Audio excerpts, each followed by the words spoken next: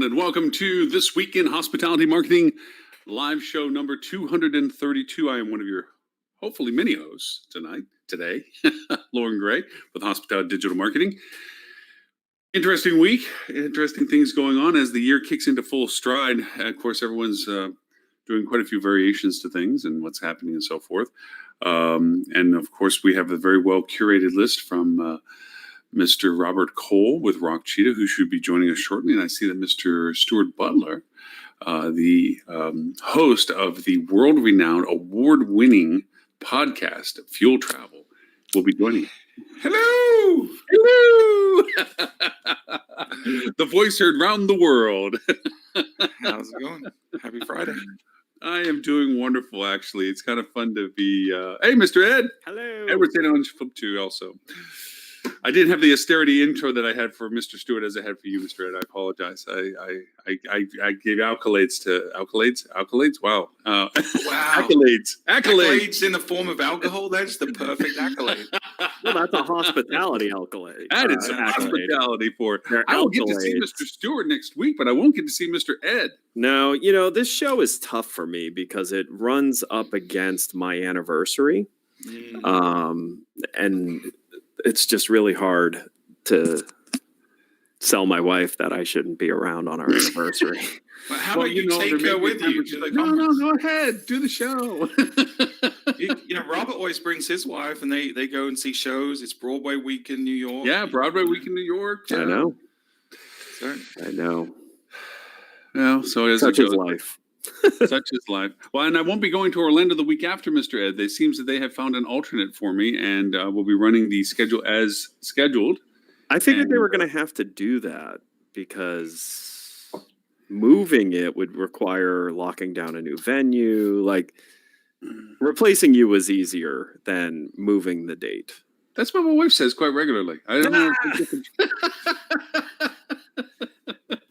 I didn't say it was as good. I just said it was easier. Yeah, well, again, it's something my wife like. It's easy to replace you. I think Mr. Robert's going to be joining us. Well, he had an interesting list of things, a few irritating articles this week that he threw out there. That very bad allergies. Darlene saying hi. I really wanted to join you on screen today, but very bad allergies this AM. Lots of sneezing, etc. I'll be listening, though. Thank you, Darlene. We do miss you being on the show. We had quite an attrition list this week.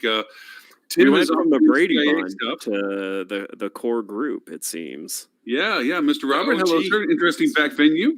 Wow, Robert, where are you? Yeah. Oh, no audio. Can't hear you, buddy. Can't hear you. No.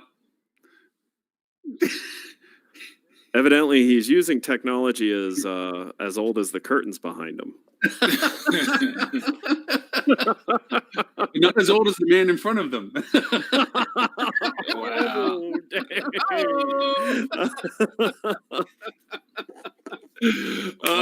Mr. Robert, no, still can't hear you. There is no audio from Mr. Robert. He gave up. I think that was. I'll be right back. I'll be right back. Yeah, no, we'll see Mr. Robert next week as well. We got to plan our evil Wednesday evening. I mean, Robert's got some obligatory stuff at the early part of the evening, but we got to go out and. Well, I have the HSMAI Marketing Advisory Board thing on the Wednesday, but important. Yeah. hey, they're doing some good work. And hey, Lily, how are you? Well, Monday night, Lauren, maybe if you're in town. Okay. We'll have to. Lily, will you be in New York City next week with us? I will. I'm so excited. Excellent. Well, we'll have to. We're making evil, decadent plans for the city. One of these evenings, whether it be Monday or a late Wednesday. I'm sure Stuart, by the time he rolls out of the marketing soiree, will be primed and ready to go. Yeah, totally. Yeah. I do want to make sure we hit some of the topics that are in the agenda for the conference next week, because I think people need to understand how good it is, even if it's a little late in the game to try to think you're going to try to fly all the way to New York. We're still getting, so yes, as of yesterday, we were getting one new sign up every working hour during the day yesterday. So right now there's I think at the start of yesterday there was 330 something attendees signed up for the conference part, and then when we had our marketing advisory board call later that day, it gone up like 15 or something like that. So we're there's a lot of people still coming in, and we're ahead of pace of last And year. all so. of these people complain that travelers wait to the very last minute these days to book. I Yeah. hope not procrastinating wasn't on anybody's New Year's resolution list. Right. Indeed, yeah. But no, there should be over. I mean, there'll be over 350. I think last year was 360 something attendees. I think we're going to be ahead of that this year. So it's Nice. gonna be packed out. Yeah. That's wonderful. Yep. Okay. Anyway, so some topics. I know I threw out one little topic in our earlier discussions. I know Robert has his list, but Robert seems to be the mime of the show right now. So what I was thinking was a little bit of a kind of a axe to grind or a box to stand on is You know what because I'm grinds thinking- Lauren's gears? Yeah, you know what next Does it burn your buttons and get your goat? it burns my buttons, gets my goat, and just tweaks my shorts. I ain't touching that one. I make Ed spin coffee. I made Ed spin coffee. But I think Lily can also appreciate this to a certain degree. Is this you get a client and it's like, great, let's get things rolling. So now we need to get accesses to your stuff. Oh Okay, yeah. we're going to be doing all this stuff. Where's your accesses? I don't know. But who has access? I don't know. What are you on? I don't know. It's one of these. Okay, so and then what we end up finding out about is we almost do this audit process where, okay, we finally get access to, say, Google Analytics or Omniture or whatever it is that they're using as a measuring platform. And there is so many zombies on that account. Yep. People that are no longer with them, have never been with them, or were just added in because they were told that they needed to be. And you're sitting there going, okay, so we have GDPR floating out there. We have CCPA now floating out there. And not to mention just good business practice. Let's just go past that one. And you got all these people that can literally scrape and pull and see and do and control stuff. I mean, this goes into Facebook accounts. This goes into your other social platforms. It goes into even your website accesses and so forth. And on. This is why you need someone designated in your organization to be responsible for data protection. This is why GDPR has the requirement that you have, if you're a certain size, that you have to have a chief data officer or someone responsible for it. Because if it's not one person's responsibility, it's no one's responsibility. You have to keep track of that stuff, and you have to audit it every single year at a minimum, because it's out of control. Yeah, it is, and so many times it gets changed or people change, whether it be internal or external accesses. Yeah. But nobody's being reported to that says, "Hey, we got to go in and make sure that all that gets cleaned up." HR does it for the obvious reasons internally, but.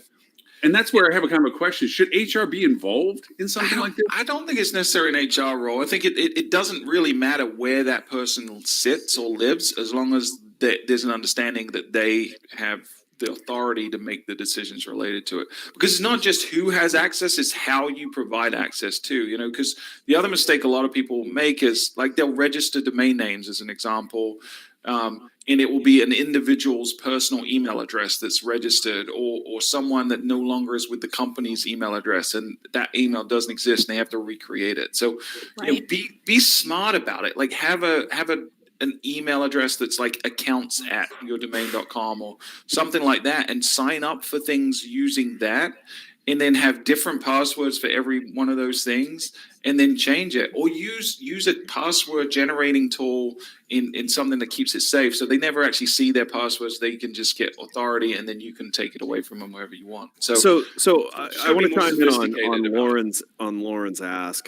So as someone who went through the immense pain of taking a technology through PCI certification, which actually goes beyond your technology and goes into your operational practices with things such as this. And we were pretty large at the time. We were going through, I think we were 80 employees. We actually found that, well, HR isn't the one who defined it. They absolutely had a checklist for exiting any employee, which included systems accesses, what systems each employee, so HR knew by employee and what they did, what systems they were granted access to. And that was they were just the oversight to make sure that access was eliminated as part of it. So I think HR can have a role in it. And for sure. And I think in an organization, where you're talking about something that's not the focus. Tech is not the focus of a hotel organization. I think HR can really play a role in making sure all of that happens. It can, but then you've also got to consider the third party access too, the vendors and stuff. And that's the one we see a lot, where we'll get access to a Google Ads account or a Google Analytics account, and there's a gazillion old agencies, and we're like, who is this person? They're like, oh, we worked with them 20 years ago. And well, they still have access to everything you're doing. So, but I think the answer to that issue is higher fuel. And hire Lily on the revenue side, and all of you are honest, and will point out to them that there's some gaping holes in their security. We actually do audits along those lines for clients that we start with pretty often. And also when we leave, we're actually just updating our own internal policy of, we can't necessarily remove our own access to all systems. Right. I always laugh that with Demand 360, like the client has to send approval if we ask to be removed from a hotel. Like, okay. But we are updating it based on the new CCPA and even with GDPR, just so that we've kind of covered our bases. Like we've advised the client when our contract wraps up, like, hey, at this time you should remove our access. And we normally give it about 2 weeks because we've totally had projects wrap up. They thought they were set. And then a week later, they're like, just kidding. Our person quit. Can you please re-engage really quickly? And, brand access in particular can be a lengthy process, so we like to give it about 2 weeks just to make sure. But we actually, there's one client we just came into, and they hired us because they were really upset with a competitor of ours that had done some work for them, and they felt very strongly about it. And yet we jumped in, and from 6 months ago, that particular firm still had access to all of their data. I'm like, especially if you leave on bad terms, you should probably get that going right away. Yeah, I can tell you that, and this goes to Stuart's mantra of attribution theft is real. There's a lot of By these. the way, I'm the one who started that. I like Stuart just repeats it. All right, Stuart, do you want to give credit to Ed, or do you want to keep the credit? I don't know. I just say it in an English accent, so it sounds you made it cool. Okay, Ed, you started it, but Stuart, you made it cool. I will give full credit to Ed for that. So you get all these companies out there that they're wanting to plug into your direct channel for temporary or trial period stuff, and then they stay. Okay, maybe you were smart enough to get rid of them. Okay, but their GTM shells, their script codes, their UAs, all that's mainly the script codes. Okay, sit, and they're still chugging data out of your site. And we've had this discussion on earlier shows. If you just take their script code verbatim and drop it in, they're pulling everything. You have to define their script code to being specific to contract for verification. If there's a commission relationship, blah blah blah. To certain data points only if you're in that relationship with them. Not let's drop this thing, the script in, because they will literally pull every piece of data bone dry out of your site because you dropped in their blank script. And then having written, like I said, you separate from them and so forth, and you forget to take it out. We find this all the time. We go in and go. By the way, I do want to say that's bad if your agreement with them doesn't define the data handling. Okay. Well, it should be because better. Really. Well, if it doesn't, then you're not GDPR compliant because you have to have that document. That's right. You probably have your OTA contracts open-ended anyway. As a data processor, you need to have an agreement that locks down what they have access to. And how data is handled, and what happens to the data after the engagement's over. That should be in every agreement on what the process is, because if it's not, that's where you're actually really leaving yourself open. Because if you leave a script like that on your site and your agreement with that partner, ex-partner, didn't have any terms on after engagement data handling, they actually can do whatever they want with that data then, because you've given them permission at that point.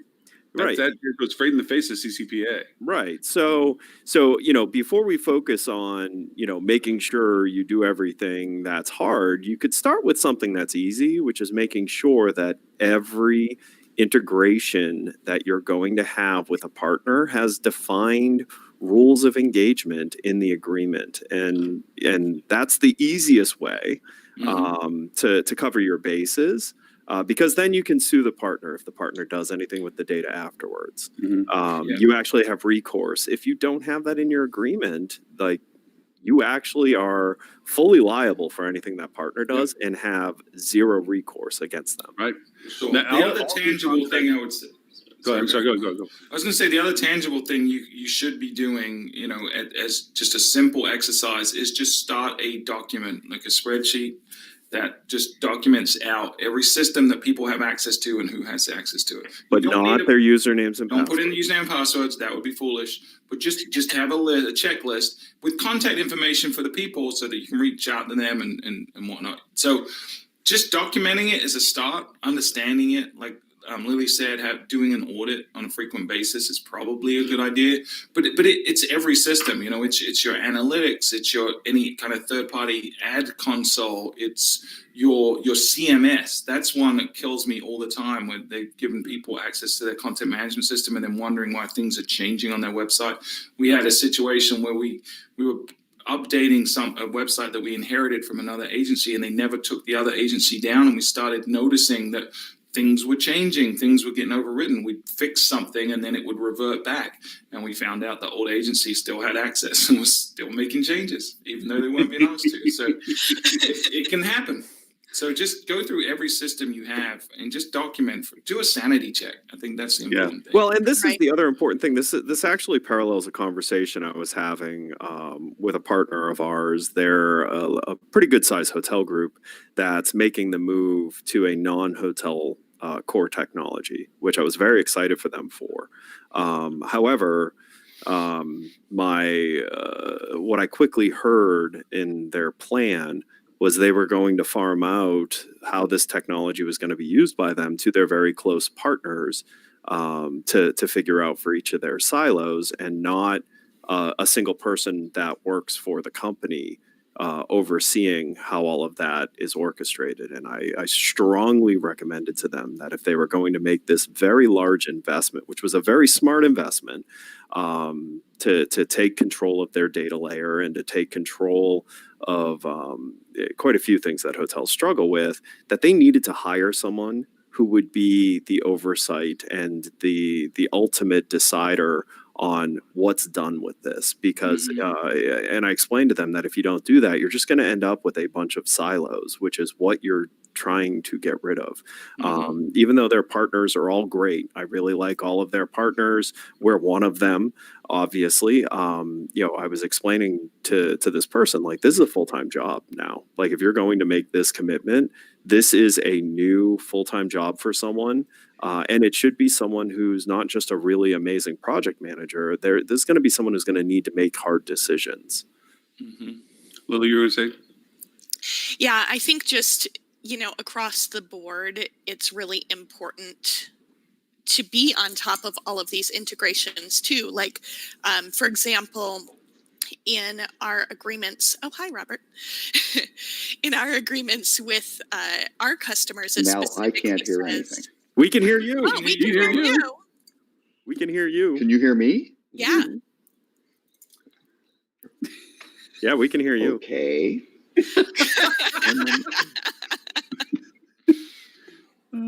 Sorry, go ahead, Lily. Go ahead. Gotta love the tech issues around here. I know, right?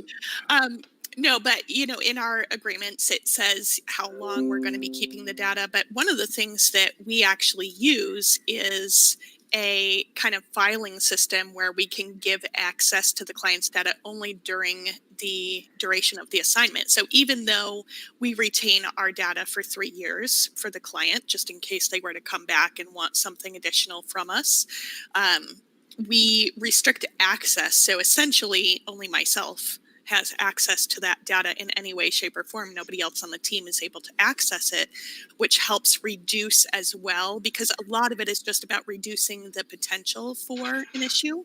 And then on the flip side, we also occasionally have clients who, frankly, get a little bit annoyed with us. They're like, okay, well, we're still trying to get approval on the contract, but can't we just get started? And I'm like, No, actually, even before CCPA came out, just from a business insurance standpoint, we can't access your systems without a legal agreement in place saying like what we're going to be accessing and what you should not be giving us access to.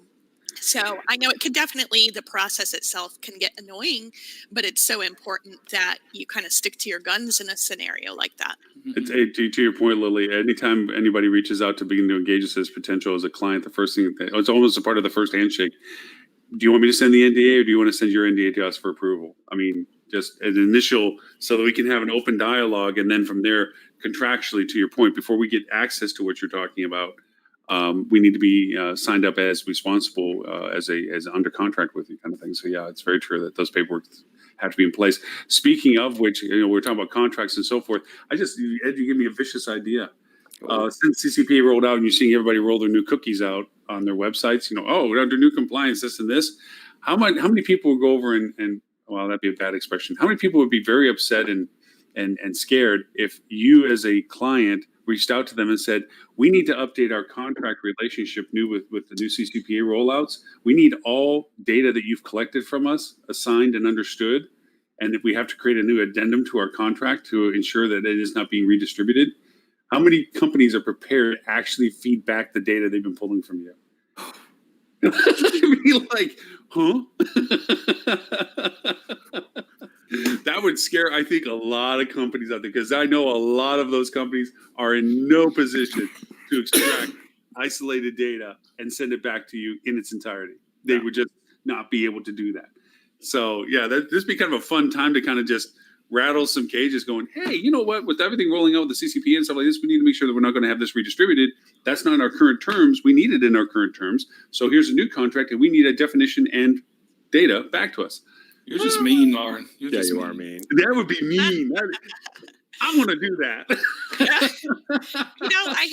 I'm proud to say that I'm pretty sure we could do that pretty easily on our end, which is, good. Lily, because it sounds like you and I are doing the same thing. We silo our clients' data and we lock it and encrypt, and it's there. So if anybody, I'm fairly certain any of the good vendors in this industry could easily do that. Yeah, good vendors. That's it.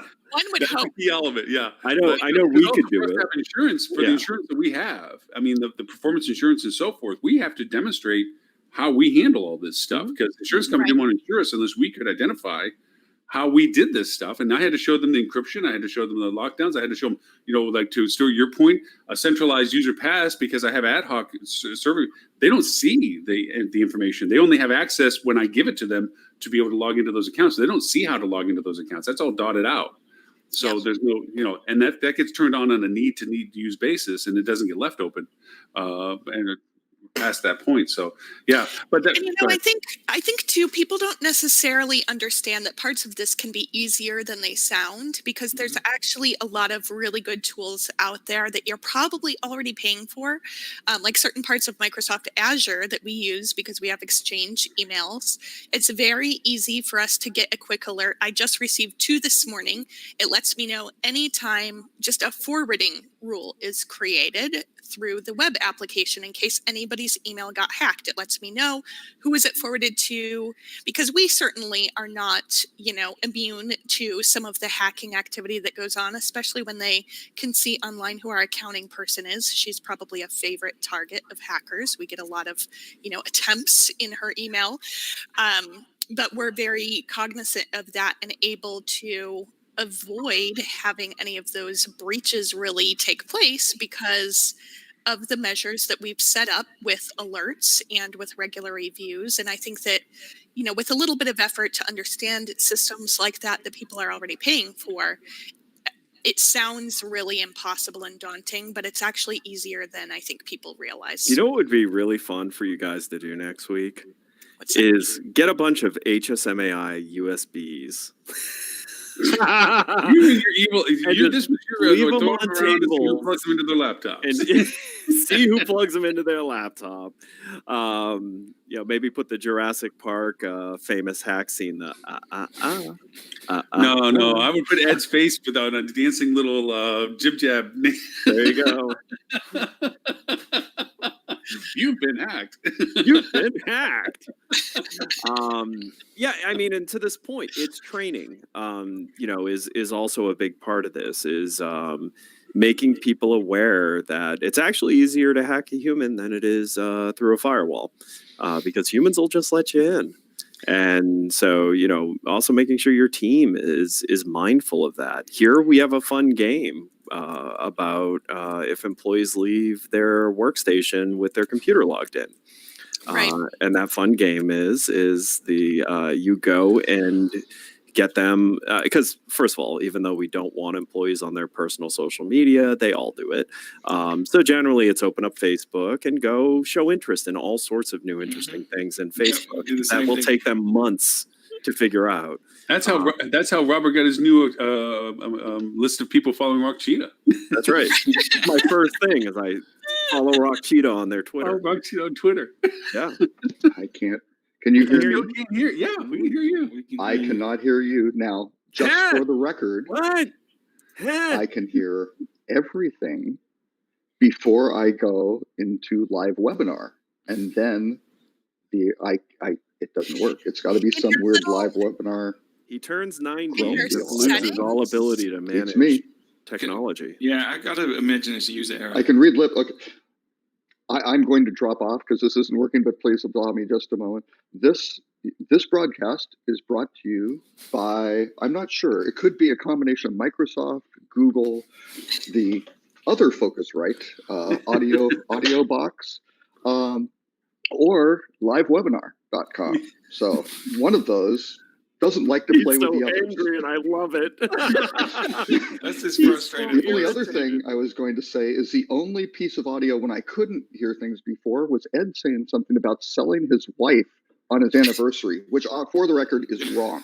That is not good. It was something about he wasn't going to sell his wife because it was his anniversary. They're selling her on it or something. Like, I don't know. So anyway, This I will is just see you like guys every next week other show at the where he doesn't listen HSMAI to us either.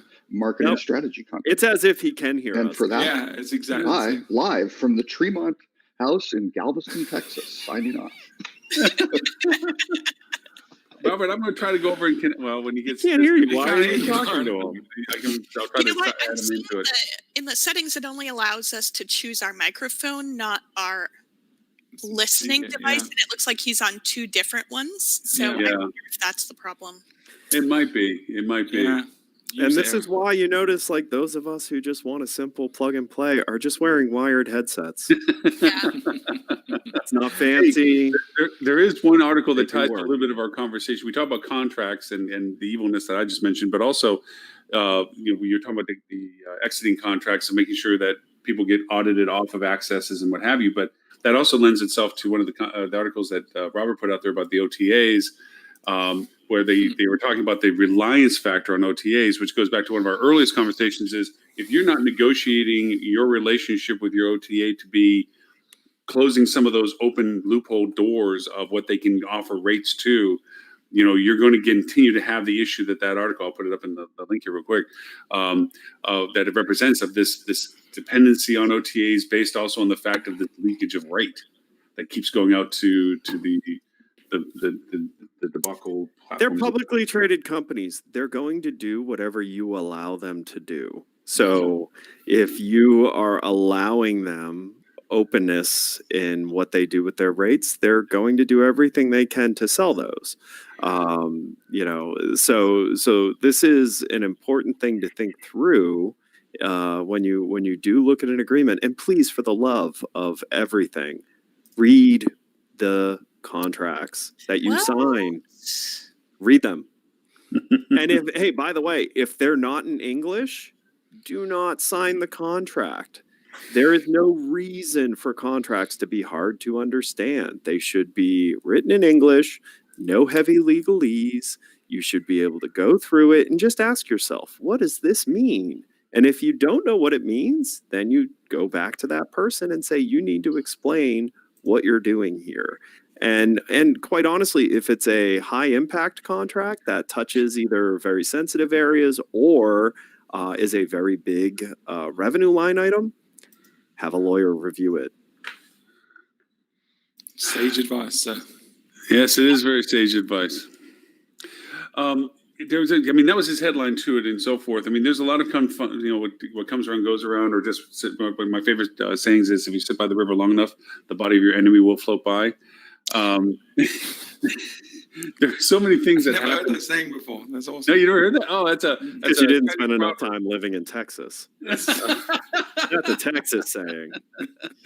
But you look at some of these things. Oyo's going through a downsizing. What they say, 2,000 employees going to be dropping. Who didn't see that coming, though? I mean, really? No.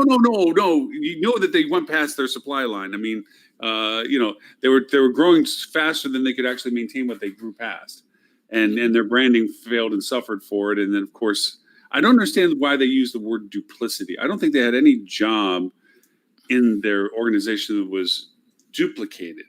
I think that they were grabbing bodies to fulfill needs, and this seems to be a convenient way of saying that they're scaling to what they now need. And I think it's more of, maybe they just picked up a lot of people to do a lot of things, but never really organized and qualified. I won't even blame the people for it. I think knowing a little bit from the outside, looking at people I know within the organizations, that they seem to just like they needed people to fill roles, and then those roles never fully came to bind. And now they're like, well, we need to clear up all this vagueness and identify specific role runnings. I don't know. Yeah, I mean, but Wall Street's created this kind of problem where, for so long we've talked about how Wall Street is enamored by growth potential, and not really profit. And they use, cite Amazon as the example for that. And it took a while for Amazon to get profitable. But so all these venture capitalists are out there, SoftBank being probably the worst, looking at WeWork, but they're investing in things and just pushing scale. The difference being, Amazon always had a strategy to get profitable,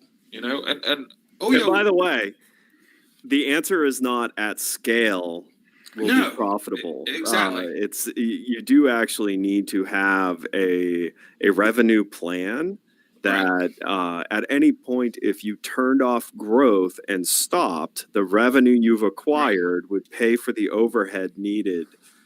Correct, right? There may be profit. a tipping point at which that is, but it's not Sure. at maximum scale. Right. So I think what Oyo's made the mistake of doing is just, if we're big enough, we're too big to fail. And it's never a good strategy. And when you're dealing with a product like that, where it's, very low price point, very low margins, and scale's the only way you can profit, you cannot just throw people at the problem, because you're adding cost and overhead, and it's never going to be successful. So hopefully this is a good opportunity for them to reset and reevaluate their lives a little bit. But Strangely enough, everyone with any sense saw this coming a mile away.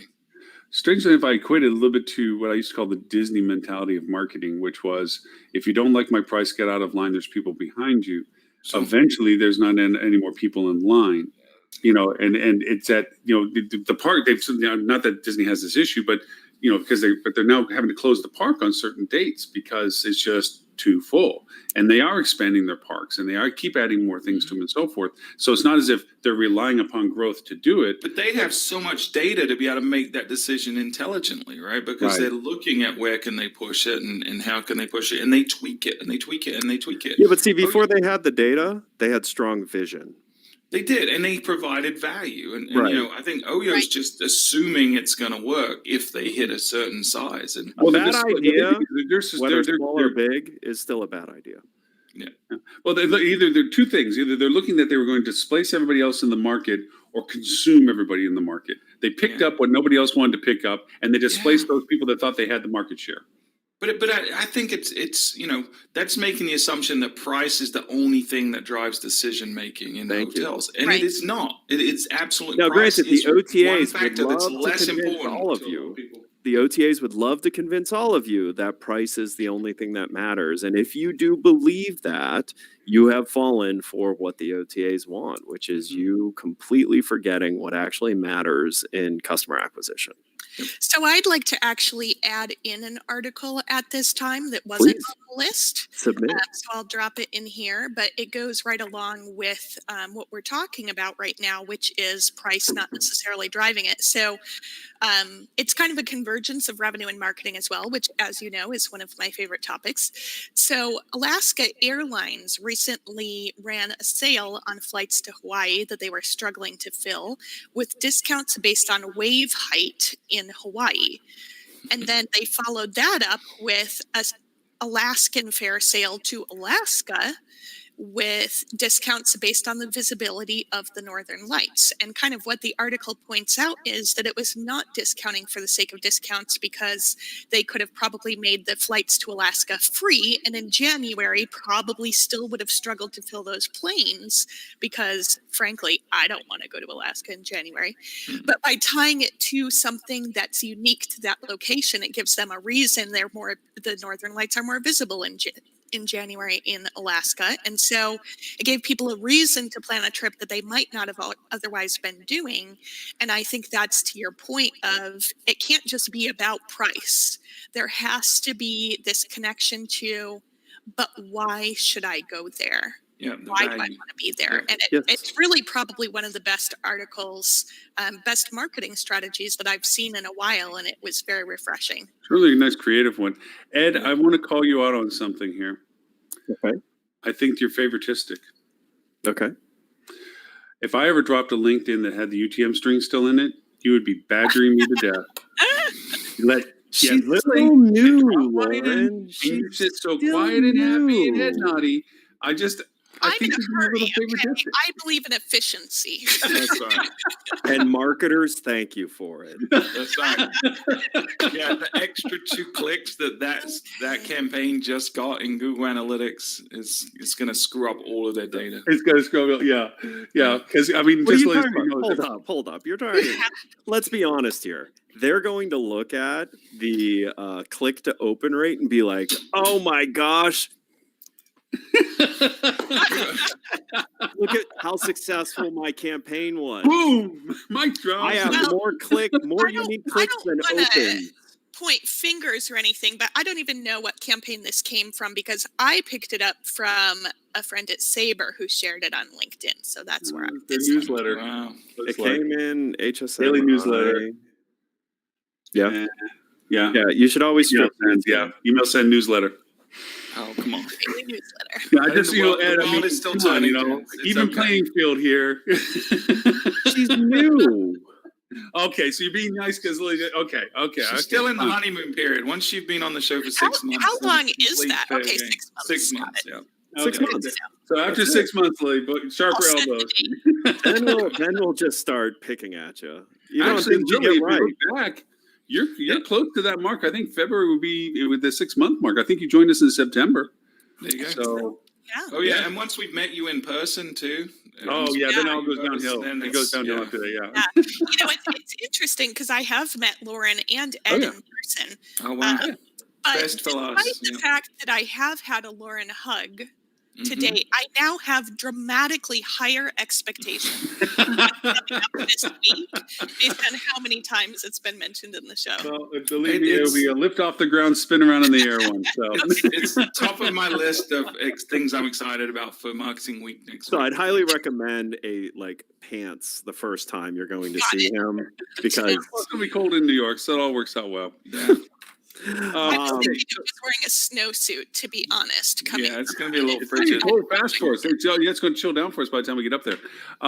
So one of the irritating articles that Robert generously gave us is the Hilton launches a new brand. Yay!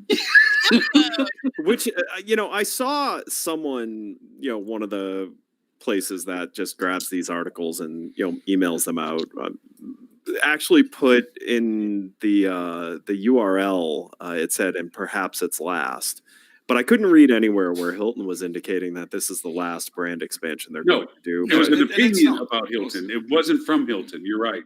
yeah, But even the image itself irritated me because it has these two dancers off to the side, like la la, Meanwhile, I got the CEOs and so forth and barely hold the card up straight. selling more franchises, baby. That's all that and I'm is. sitting there going, and I'm sorry, I have this opinion about this. It's just one more thing to poach business from, because this ambiguity of brand identity, What are you talking lifestyle, about, guys? You're such cynics. I mean, there's a clear value proposition differentiator with this brand. Yes, it is. They're Franchise can going make more money after for yourself. left-handed people that Left- want, you know, Left-handed people with one green and one blue eye. That's is exactly who this right. brand is They're for. very specific with their demographic. It's And You know, personalization It is the future. That's True. right.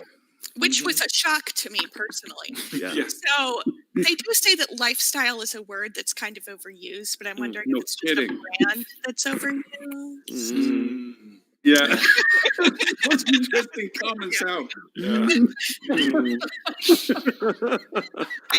you know, if they can make it super authentic, it may take off. But I wonder sometimes, like I see them adding. Sometimes I wonder if replace is the right way to go. Like maybe some brands. No, because then you have to shrink room count, Yeah, and no, Wall you Street can't will do that. not have that. And the people that Gotta own show those growth ones, potential. you're replacing them. Yeah, this Yeah. is just another flavor to sell to a brand that's oversaturated with Yeah. brand already. And If it's that another one were, of my favorite words, oversized. if replacing or consolidation were ever likely to happen, it would have happened when Marriott bought Starwood. Mhm. And it didn't, right? And I there's really thought so a much couple overlap were going to there. go away. I Like really Sheraton. thought, like, yeah, Sheraton, I thought could be absorbed into Marriott. They could all just become Marriotts, and nobody would really care. Mhm. The 4 Points could have probably gone away. To be honest, that's the brand that Uh, struggled on But and off. what did they do instead? They do a new logo for Sheridan and put the year established in it. And they doubled down on its heritage. So, Yeah, but as Robert did, I think Robert did the best convincing argument of why. It's like, one, the people that be upset about them being reflagged as Marriotts would be people that already own Marriotts in there, would be waiving their franchise, contract around, going, sorry, that's my market, not yours. mhm. The second of it is that it's too much room inventory to lose to Wall Street. They can't just say we're not going to do anything with them, or we're going to change them to something else. So yeah, I mean, they have to double down. They're too committed to this at this point to go over and say they can lose that much inventory to it. Yeah. It was kind of like the baggage that came along with the brand. Right. There's no way that Marriott's, the Hiltons of the world, are going to have fewer brands 10 years from now than they have today. It's never going to happen. They will all have more brands than they have today. Now, if I was They might be the head different, of Marriott, but they'll have more. I'd be looking, though, at a strategic plan to sell my existing brands to move to the better brands. And better doesn't necessarily mean move up. So if you've got some really great location courtyards, for example, that are like just in fantastic locations, and you want to differentiate them and maybe, try and move to a different brand, I would look at a loft for some of them that are, Yeah. because I think a loft If is there's much- not already an Aloft Fresh- in that city, right? which there isn't. A loft is not a big brand. Right. So, So I think there needs to be some thoughtfulness in mobility. Like, how do I take a 4 Points owner and maybe convince them to change to an Aloft on their next remodel cycle? Yeah. And start building that strategy, because they are going to have to do something. Because you can't just keep adding brands, because no one knows what they are anyways. And by the way, every brand you add, I have to imagine it makes consumers less sensitive to brand value proposition. But the brand doesn't matter to a large section of consumer already. I mean, if you're a frequent traveler, sure it does. But we just talked about how the OTAs have commoditized everything, and it's all price driven. Mhm. And if you're using an OTA to book, you don't care one iota what brand you're booking. It's just about what So the reviews this are, article- and what the price is, and the location. So this article inspired me to rethink, and actually, in a strange way, kind of like the Dr. Strangelove, how I stopped worrying and loving the bomb, realized that Marriott Bomb Boy might be one of the most brilliant things that's ever been created. You were the Okay. first person that's ever said that sentence. I know that, and this is my stupid rationale with this. It's a single word. Brand is really about value proposition to the franchisor as to what they provide. We know it's going to be tech stack, it's going to be financing. We know it's going to be price controls over our acquisitions of things. And so ROI. forth. That's the real control factor that brands have. Mhm. We're the variations on flavors of Marriott, JW Marriott, blah blah.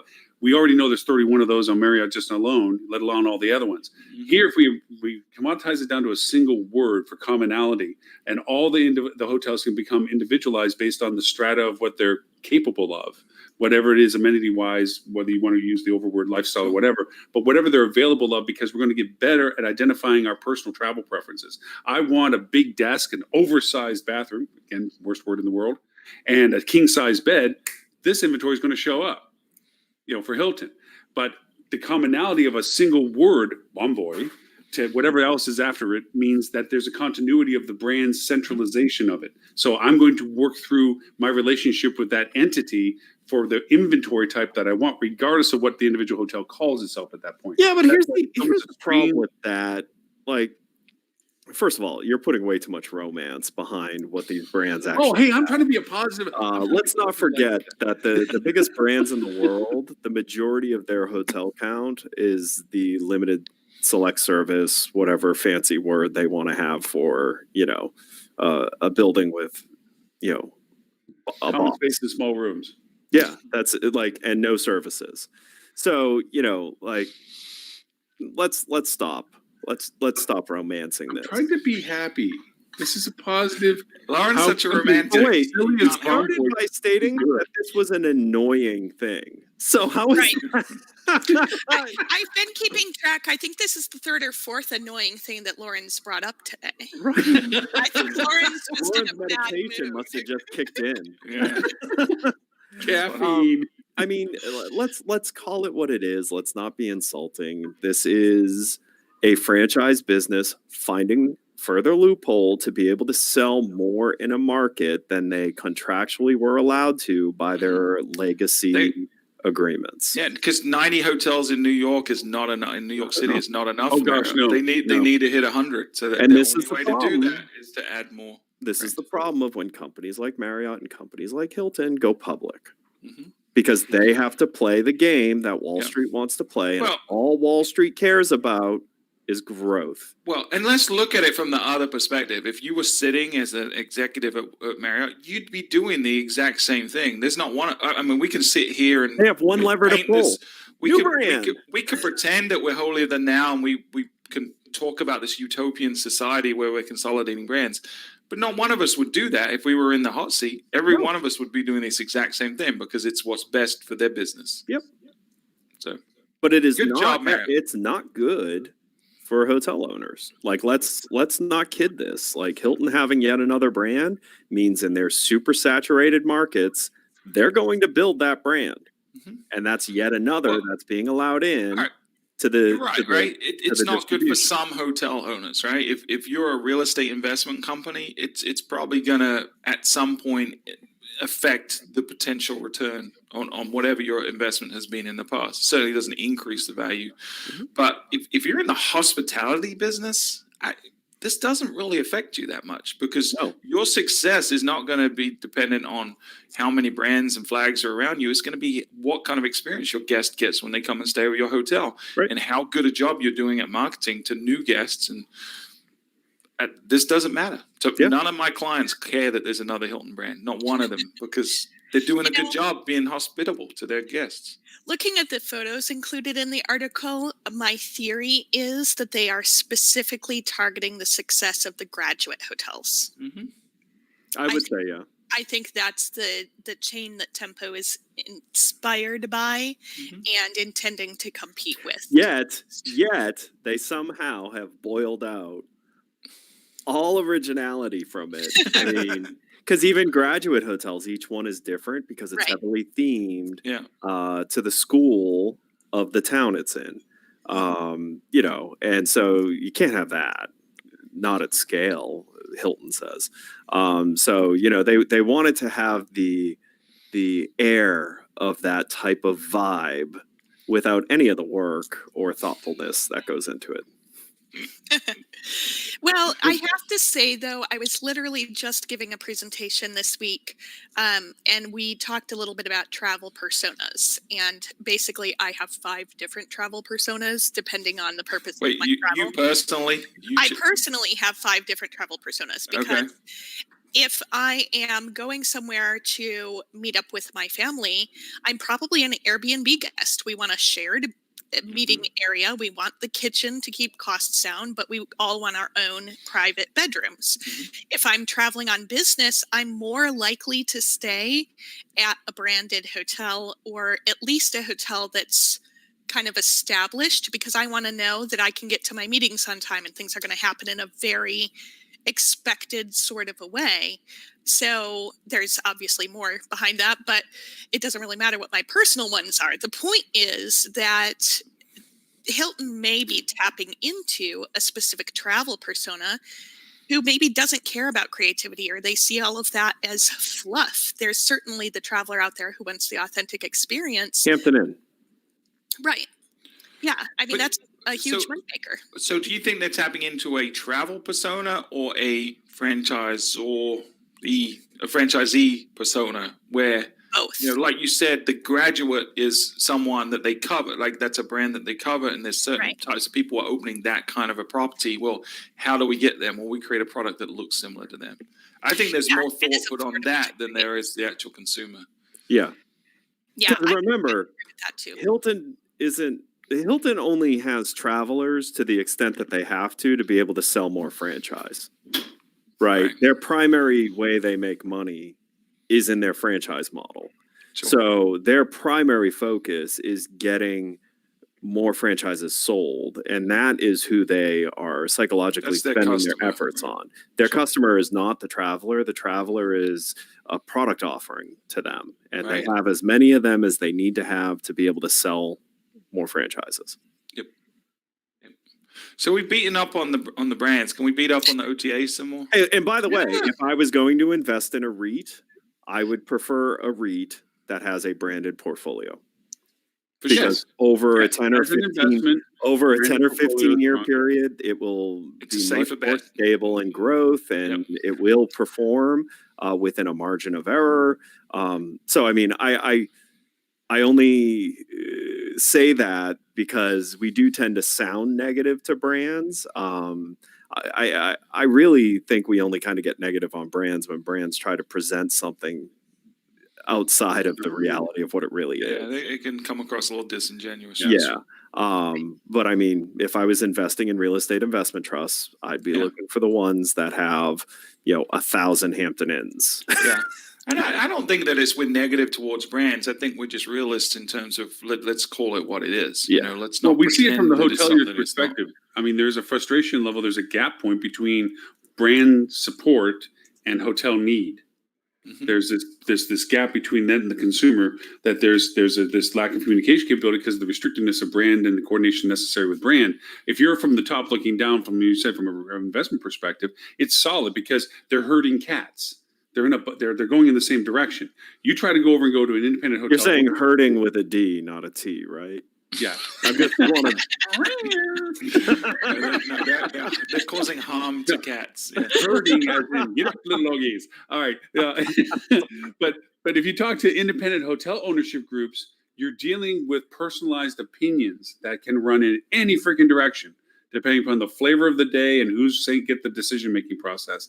And that creates complexity of performance, because if whoever has the ultimate decision process decides that purple's the color, whether you can convince them that it's the best business decision or not, they have the authority to make the buildings purple. And so that makes a very uncertain path of investment from your perspective. From a hotel running group, if you need new air conditioners because the old air conditioners aren't working well, and that's what's causing you not to have a good rate, the owner can make a snap decision and drop in new air conditioners without having to go through 15 flavors of red. So there's a benefit and a loss to those kinds of things. If you get hooked up with a good independent ownership group that is focused on guest centric and is dedicated to making that the success proposition, they make way more money than any brand flavor that's having to run along just to make sure the profit margins run a profit margin. Yeah, but they're hard to invest in. They are hard to invest in because those ones don't usually ask for money from anybody else. They're doing good enough on their own. They don't need money. Right. Yeah. So, just a little shameless plug here for anybody who wants to know what their profitability looks like. We are in the process of relaunching our profitability study at ThinkUp Enterprises. So, if you want to know your profitability by channel as compared to other hotels in the market, hit us up. That's right. Your new venture launched out. You got your new site running and everything. Good. Yes. Yeah, Well, I know about that. I can't say the site's officially running yet, but it's very, very close. I'm hoping it'll be done time for That's the what I've been saying about my website for a whole month now. But like, almost It's the funny Wait, thing about wait. website For a projects month? is For a month you've been saying that, Lauren? Since I've Okay. known you. past month, I've been saying it more than the other months. that last 5% of any website project takes 95% of the time. Oh of the my project. God, Have you doesn't noticed it that? ever. Yep. I'm going to move over to Elementor, just so you know, Stuart. I got so tired of the template I was trying to work with. I said, screw it. And I'm jumping everything over to Elementor, which made me restart so much stuff. I get tired of trying to I mean, that's always the smart decision when you're 95% through a project, just to just dump it and go to trash everything you've worked on and start That's from what you scratch. got to do. And then when you get 95% through that iteration, do the same thing again. Do the same thing again. Then you'll never be disappointed. Bash up on OTAs, since Yeah. we're bashing up on my website development skills. Yeah. So there was a couple of articles that were kind of, to me, were sort of related. One was talking about Google is getting ready to devour the OTAs and how Wall Street's reacting to that. And then the other one was, and this, I had issues with this article. Wait, you It was pretty good. You froze. What was the second one? Hello?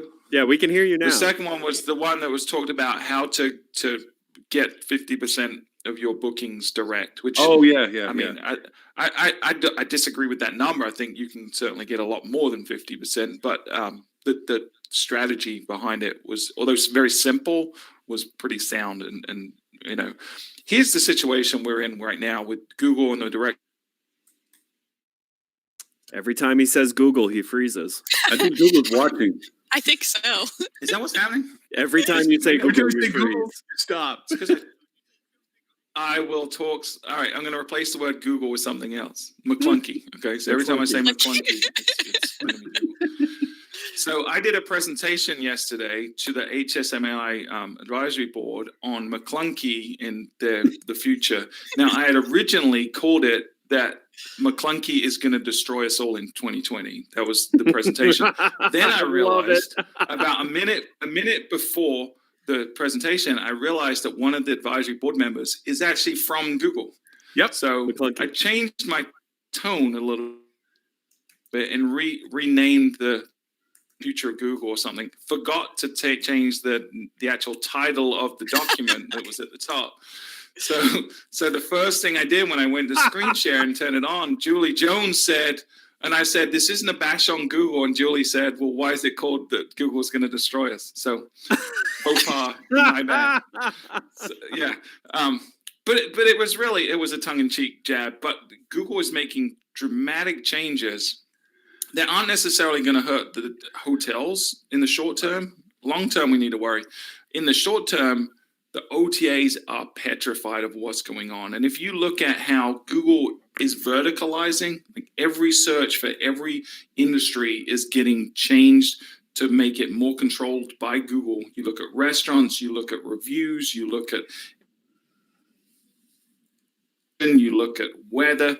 In all these people that were established authorities and intermediaries in all of these verticals are getting squeezed out really quickly because Google's going to zero click, or they're trying to link everything to their own stuff. So over 50% of all searches now on McClunky are zero click searches, meaning that Google answers the question or fulfills the purpose of that. Over 50%. And that's growing the voice. 14%. Good. Right, that's part of why over 14% of all clicks from Google now are going to another Google asset. So Google Maps, Google Images, YouTube, something like that. So they're really squeezing intermediaries out in trying to create the relationship directly with the providers wherever possible, scraping data wherever possible. And Wall Street's really cottoned onto this. If you look at the last 6 months of performance of the stock for hotel stock, or for Booking.com, Expedia, and TripAdvisor, it's bad. It's really, really, really bad. But the same thing can't be said if you look at Marriott's and Hilton or Marriott's and Choice and stuff like that. It's not the same. They seem to be doing a lot better. So Wall Street seems to think, and I agree, that what Google's trying to do is, one, prepare for a voice-first world, which is why they. But two, they're also trying to get deeper and deeper into the value chain. And if you look at what they're doing specifically with travel, they got rid of their Trips app. They've now got the /travel page where they've combined flights and packages and hotels into one section. They're now letting hotels book on Google. They're now showing, taxes and fees included. They're doing all this stuff slowly to where they're going to be more and more of a slice of the pie. And I think that's a good thing for hotels, because right now you have situations where a consumer comes to Google They end up clicking on TripAdvisor ad. So Google just got paid because they paid an ad to Google. TripAdvisor paid Google. Now they go to TripAdvisor, they click on the meta search and go to Expedia. Now TripAdvisor just got their piece. Now they go to Expedia and they book on Expedia. Now Expedia got their piece. So you've got all these hands in the cookie jar. We're heading towards a world that, and it won't be that long, where Google is controlling the transaction. So the only person in the cookie jar other than the hotel is Google. And so as long as they don't take too much. So wait a sec. So that's okay. I just want to point out here, you can't say that's a good thing. It's better than the world reason we live in. the reason it's not a Until it's good not. thing is it's a super large, powerful company devouring other large companies. When you devour anyone who could potentially put up a fight, you then get to change the rules of engagement. And so 100%. a couple of things I'd say is if the brands are breathing easy, I would point you to the problem that Amazon has created in the retail industry, where consumers have shown that honestly the knockoff is fine. The Amazon branded batteries work just fine for me. And so, understand that although you may be getting breathing room because your direct, issues in your life are being destroyed in their fight against Google, when that beast eats them and is done with them, it's going to turn to the next meal. So, and this type of consolidation, this type of feeding the consumer what they think the consumer wants, is destructive to brand. Now, if you're an independent hotelier who does a good job, Google's not ever going to eat you. They're just not going to, because they want you there. You're there. You're going to be where they make a ton of money. So, so the good news for you, you don't have to worry about this. Right. You're an executive my clients, of a brand, of any type of brand. So I'm talking right. destination marketers. I'm talking Hilton, Marriott, Choice. I'm talking any brand that you actually don't own the product. You're just a part of the product. Google's a problem for you. I do not disagree with you in any way, but I do think that to Stuart's point, there is a progression to what we'll get to. Once Google learns how to monetize its exclusivity to us as the commodity, then we're in that problem situation. Up to this point, I'm going through kind of a parabolic of timeline. One of the things that we could never fight with Expedia and Hotels.com and so forth was their networking, their lattice work that gave them their predominance in SERP results, because they were so connected with so many points of contact of content that Google had to rise them up. The TripAdvisors, all of them, beyond even what we are. Even if you were looking for us as an individual hotel, then you were still below all those other people. Now with BERT and what's changed, and with Schema and with Google Zero and everything else, is the depth of data and your ability to identify with your core data is what gives you relevance now, which puts you ahead of them, because their data was a thin shell around everything. It was connected to everything else, but it wasn't down deep. It was about, but it wasn't for. And now the whole strategy is different. To your point, Stuart, my whole SEO strategy is more about getting as many Google Zeros as I can. How many things can I show up for contextually about my content that makes me the relevant answer to those questions? Because voice is up, as you said, to 20%, 14% of everything's going to Google now from Google. We got to ride that river on. It's the Google River. So, Lauren, how many of your clients are brands? I'd say at this point, probably about 50%. Oh, sorry. Okay. No, Lauren, how many of your clients are brands? I got 3. 3. Okay. So let me ask you a question. Are any of those 3 brands that restrict you from having your own site and create your own content? Of course. Okay. And you don't see this as becoming a problem for those specific hotels? It will in time. Absolutely. Like I said, I'm totally agreeing with you. Yeah. Because right now, Marriott's still going to show for Marriott. Hilton's still going to show for Hilton. And Hilton in XYZ Town is still going to show for Hilton XYZ Town. Yes, right now, they're going to show up for themselves. But over time, they're going to have to pay more to show up. Yeah. In different slots. Right. And don't forget, Google's going to also start merchandising and going, I know you've asked for Marriott and San Jose, but we know you've never been to San Jose before. Here's the San Jose Inn and Suites, which is, the highest recommended by Googlers everywhere. Right. As soon as they can start monetizing whom they say has the most relevance to the search, Right. that's when we're in trouble. Because then at that point, we're all. What do you think they're heading towards? But I do think Right.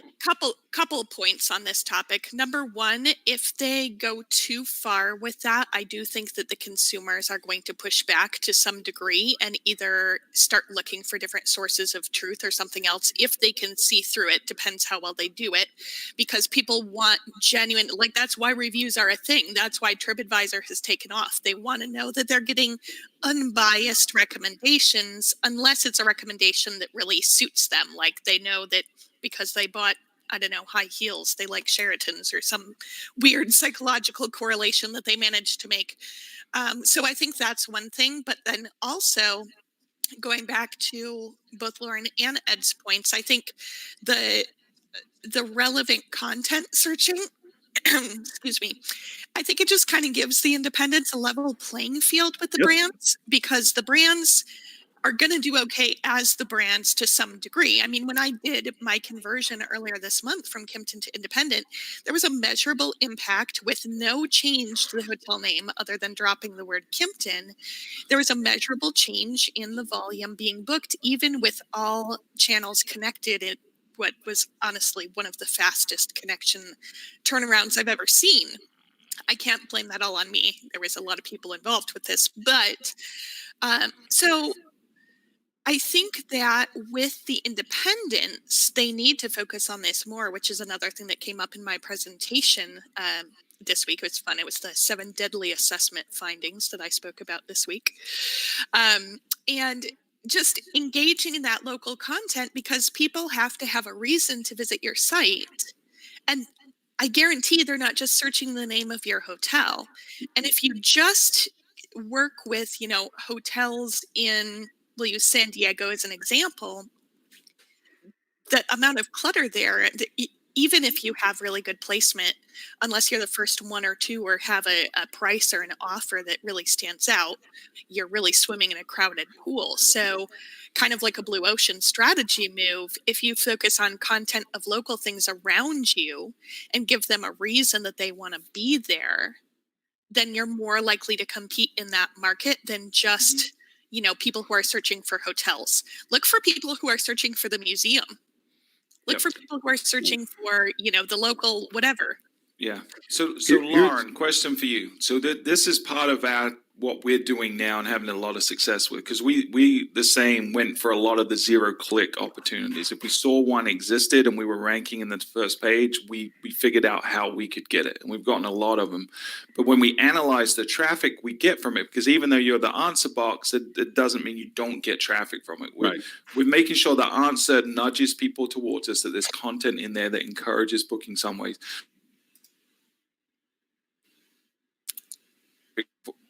It's not necessarily looking for us at that time. They're looking for something adjacent to us.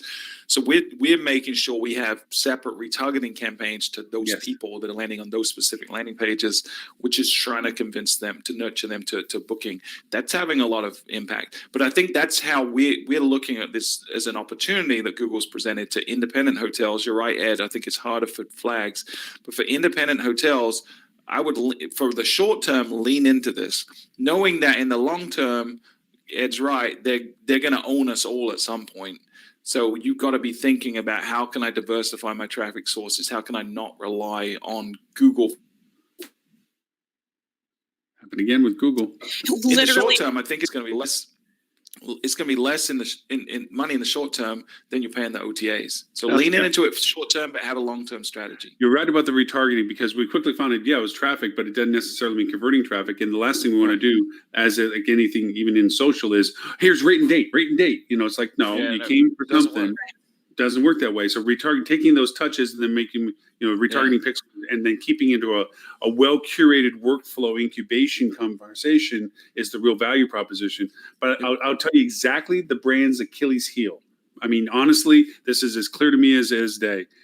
What they do is they don't care from an investment perspective what's going on, because they don't understand what's being done for them. They go out to third parties or even internally brand service oriented, and they go for their top 5 or 10 keywords, which are usually brand related, brand named. To your point, Lily, not everybody's looking for the XYZ hotel in San Diego. They're looking for closest to the Museum X or whatever it is.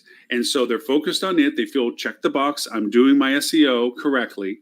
Okay. So what's going to happen is they're first going to be allocated that they're going to show up because of deference that they do have the proximity. Google knows these things. They have Latin lounges and everything else. But as the field tightens, as you pointed out, and as the competition wanes, okay, and Google can begin to monetize that value proposition of what they can point things towards, then those who have a more robust diversification of content, those that have collectively connected themselves to more than just their identity, but their value proposition, are going to crush the brand's ability to identify itself within market for what it's truly worth, other than the deference it's given because they didn't expand their content strategy. It is truly their Achilles heel. And I think it's going to crack open, the same type of effect that Amazon had on retail. I was talking to Stuart about this just recently. Who do you think was worse for retail, Amazon or Walmart? Walmart. And I was putting in front of them. And it's exactly it. Walmart, because Walmart kills small business. Amazon has killed or put a hurt on Walmart, but actually has opened back up that niche boutique retail opportunity for people to make a living. And in fact, because of Amazon's offerings and sites like Etsy, your brick and mortar can survive because it can also sell online. I think Google is going to have a similar effect here. I think where it's going to put the biggest hurt is first on the unnecessary brands, which are the Expedias and things like that, because honestly, all they did was what Google's going to do better, which is they're just going to make it easier for the consumer to find the hotel that they want at a good price, right? Mm-hmm. Like that's it. But then next level, it's going to hurt the Hiltons, the Marriotts, the choices that have these brands that have no real purpose, right? As far as the traveler is concerned. Right. Have no real purpose. You could change the flag out front. Nobody would know the difference if you left. No one would know the difference, right? So that's the next level that's going to get hurt. But as they're hurting OTA and they're hurting big brand, they are going to give a resurgence to very interesting hoteliers who are either doing things differently, offering real value of experience. That is going to shine. But there will be a legitimate hurt. And you can just look at what Amazon's done to anything they've stepped into. They've put a hurt on the ones that have just done scale to be as much as possible to everyone. You're not going to compete with Google on that. Yep. You're not going to compete with Amazon on that. Yeah, right. Sure. So any of these, Oyo, we were talking about Oyo at the top of the show, like Google is there and their plan is going to be the reason Oyo will not survive into perpetuity. Mm-hmm. Mm-hmm. But going to that whole analogy of the Amazon versus the Walmart things and so forth, and it supports what Stuart's saying is like, unfortunately, us as independent hotel people, if you're running an independent hotel or just even a hotel operator in any scale, even in the brands of it, you have to follow the winds of tide. It kind of goes back to when I used to run a hotel. When the management company came in, we raised the management flag. As soon as they left, the brand people came in, we raised the brand flag. It was just, you had to kind of be loyal to the army that's walking through the door. And I think too, like one of the things that I find in my own searching behaviors is I almost always, unless I'm traveling just for leisure and trying to choose where I want to go explore, I'm generally searching for my location and then hotels nearby on a Google map. Now, I go directly to the hotel site to book unless, frankly, I use MetaSearch and I find a cheaper rate elsewhere on Google, then I'm going to go book the cheaper rate because I'm not stupid as a consumer. And a couple times I've tried to call the hotel and have them match it, and they just told me that they couldn't. So I've since given up. But anyway, so you don't always, though, realize why somebody's searching you or what location they're searching. So even getting granular with events. So let's use the marketing conference as an example. As somebody from Phoenix, my number one priority for a hotel was, how close can I get to the host hotel without paying the host hotel's rates? What? Somebody else does that too? What? I think everyone who attends this conference does that. But frankly, I want to spend as little time outdoors in New York City as I possibly can, and I don't want to pay for an Uber to go back and forth. So I want it to be somewhere I can walk from. So I am a block away at a hotel that I paid a little bit more for because it was closer to my conference. And I think sometimes we don't really think about switching up our SEO. You know, we've talked about location-based content marketing at the moment based on fixed points, right? But do people ever think about, like, what is your proximity to an event? Because I guarantee you people book outside blocks all the time. It's not just this conference, it's every conference, because for some odd reason the group rate always seems to be like the highest in the city for the time period. But I think that it's really important that you're paying attention to some of those things as people are starting to invest more in marketing, going beyond just the fixed points and incorporating some of that into their content marketing. By the way, the answer to your question is the Row. That is where I'm staying. Ding, ding, ding. Yeah. It is the cheapest, closest acceptable hotel. Exactly. Exactly. So you don't need Google. You just call Ed and he'll tell you. He'll tell you. Or Robert. Robert's pretty good with it. I'm staying at Townhouse Suites. It's right around the corner. Yeah. I got 92 nights, so it wasn't bad. I got yeah. 60. So I mean, and you're talking about niche opportunities, and that is absolutely a niche opportunity. And I even wonder. I mean, granted, this is a hospitality event, so there's a high likelihood that those hotels understand why they're busy. But when it's a non-hospitality event, understanding strange anomalies in your stay patterns and digging through and trying to see, is that an annual thing? Is that something we can, work on marketing for next year? Can we drive more of that demand? Because you can make a lot more money raising the floor of your down periods than you're going to be able to trying to, continue to raise your peak period pricing. Right. So I do think that it's really good advice for everyone here to think about, which is better understanding the why. The why do people stay with you? And Right. the best way to figure that out is actually have a relationship with your customer. Talk to your guests. Yeah. Ask every guest why they're staying with you. Mm-hmm. You'll get some great insight, and you can provide more value if you know why they're staying with you. And it's not just one answer. That's the thing that most If people they're staying do. for an anniversary, you can do something nice for them. Yeah. And the thing is that you have to do it more than just once. It's a lot of times, owners feel like, okay, I did what you said, Lauren. We asked our client, our guests, and they said they came here because we had the best price, or right next to the rodeo, or whatever it was. It's like, so you asked them at this time, what about this week? What about next week? What about, it's an ever-changing moving target, and it's not just one target, it's multiple targets. And to your point, Lily, you have several personas of travel. Every one of us have several personas of travel. I surprised the heck out of one of my clients where he was sold out for me to come visit. And I picked a place that was way on the outside of town. He says, why don't you just stay around the corner? I know they weren't sold out. He says, because it was more expensive. He says, I was going to pay for it. And I'm like, yeah, but I'm here to do business with you, not to cost you money. I'm here to make you money. I charge you to do my work, but when I travel on business, travel on business by myself, I struggle to pay over $100 a night for a hotel. We're all going on our own dime up in New York. If I have my wife and kids with me, I rarely am under $400 a night. I rarely. It just never seems to, and I don't have a problem with it. Yeah. If I answered one survey and said, why did I travel? I was traveling for business. What would be your rate resistance? Oh, $100. That would be your answer. Yet if he caught you when you're traveling with your family, I'm traveling with family. What's your rate resistance? $400. And you would take that as Bible and go, oh, from now on, we're only going to do $400 rates for that. And it's like, you're missing the point. The point is that there's a variety of reasons to us. Our proximity to the marquee for the conference is the reason why we're looking at hotels in that radius. Right. If I was just looking that I had to be in New York, but it had to be somewhere else, if I couldn't be close enough for rate, I'd go wherever I had to go. If it was my own dime or client dime or whatever, to go over and stay just to be in the market, to ride the train to get to whatever I had to get to, so that moving target thing is a whole part of the market strategy, because that goes into the Google zero click stuff.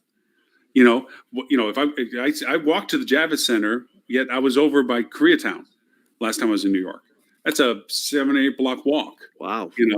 But to me, it was more fun to go over and walk to do that. It was cheap. It was it was good enough to be there. So those are the things that are always something that has to change when we do the marketing aspect. Speaking of OTAs, since we're wanting to bash them a little bit, Hipmunk, Meta died. I'm sorry. There is one thing, and it's probably the wrong focus, honestly, but one thing stood out to me about this article, which was the photo of the founders. If this were a political article, these guys there'd be a picture of them going, it's always like this distressed look that they caught like candidly at some time. These guys look super happy to be turned down to rebuy their own company. I'm sorry, but Chad and Todd seem really happy, right? I mean, that's got to be a Chad and a Todd. That's But by the way, I have to make the comment that my wife always says when we see these people like this: what are they, 12? They look so young. I mean, I don't know if it's an old picture, but my God. Can we go back to Darlene's question really quickly? Because I think this is a great question. Darlene's asking how we target market based on persona. So I think persona and trip type, to your point, Darlene, are very interrelated, in my opinion. Your persona and your trip type are going to be sort of similar. There was a company called Insight that kind of started down this road, and I was hoping they were going to do a little bit more with it than they actually did. But you've got essentially your business traveler, your family traveler, your romantic traveler. So a lot of it is related to the type of trip and whether or not they want to spend more on a leisure trip like Ed or me, for example, or if they just want something really basic. If I need to get to the airport early in the morning, my trip persona is, what is the cheapest hotel that I can book that has an airport shuttle, because I'm going to be there for like 10 hours. So it's really important to look at the demographics you already have in your hotel and start to understand those by trip persona. What are you attracting right now? And is that your intention? How does that align with the channels that you want to book? Are they the most profitable persona that you can attract to your hotel? And what is your hotel suited for that you're not already marketing to? I'm going to steal something from Ed. The time element is a key component to the process. It is actually probably the first step through process to determine intent of travel. That I can probably say, if you were to pick one out of any hat, if you had to pick one out of a box, I would want to pick the time selection first, because that truly would give me the original starting point, stick in the sand as to the potential intent of travel, based on business cycle, based on event of activities, based on even the duration of interest, and the window of booking. That creates the urgency factor, it creates the interest factor, it creates a starting point. From there, I would go into then filtering, knowing what I know is going on during that time of interest and lead time to interest as to what it is persona-wise, demographically, going to your categories of soft adventure, culinary adventure, off the beaten path, cultural adventure, family adventure. All those turn into categorizations of potential interest based on the time selection and lead time. Nobody plans a family vacation a week out unless it's an impromptu. It's very rare. It's an exception, not the average. So I'd go for the average. If it's short duration, and to your point, and I'm a proximity to a travel space of an airport or train station, I know that's an influencing factor. I'd have that as a component of my content. Those are the things that modify the campaign structures associated with targeting those same people. Knowing that there's conference activity, especially in smaller markets where that conference impact is high. New York, there's always something going on. Defining it by conference isn't really the thing. Being sensitive to what conferences are going on, yes, because that's interest categorization at that point. But San Antonio, new client. By the way, guys, I got a place for us to stay when we go there.